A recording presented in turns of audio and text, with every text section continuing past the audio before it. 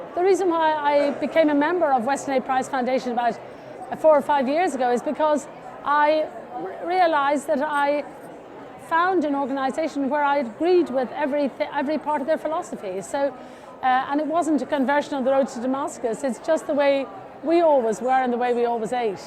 So I've come all the way from Ireland for this conference actually, because I can see a huge growing interest in people connecting the food they eat with how they feel. And it's quite clear now that the less we spend on food, the more we spend on healthcare. So it was wonderful to find an organisation that encouraged people to eat butter and fat and lard and all of that, because that's what we always did. And to find, when I was in Ireland, I did a whole series of television programs called Simply Delicious.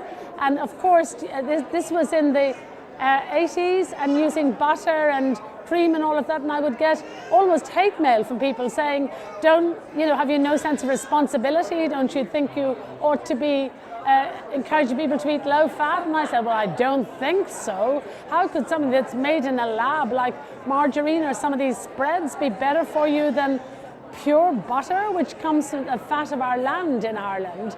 And well, turns out, just like 4 years ago or something, suddenly the whole story broke that there wasn't a single jot of evidence to connect fats, particularly all good fats, with any kind of cardiovascular disease. So, Western Aid Prize have been preaching that for years. It's the way we always ate and the way we lived our lives. So I wanted to connect with an organisation who was doing this. And so in a way, what we were doing is we were living the sort of farm to fork philosophy long before the word was invented. So it's lovely to join up with like-minded people.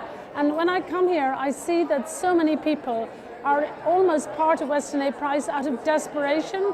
They are in a terrible state to recover their health and make sure, through eating healthy, wholesome food, and to make sure that the same thing doesn't happen to their children as happened to them.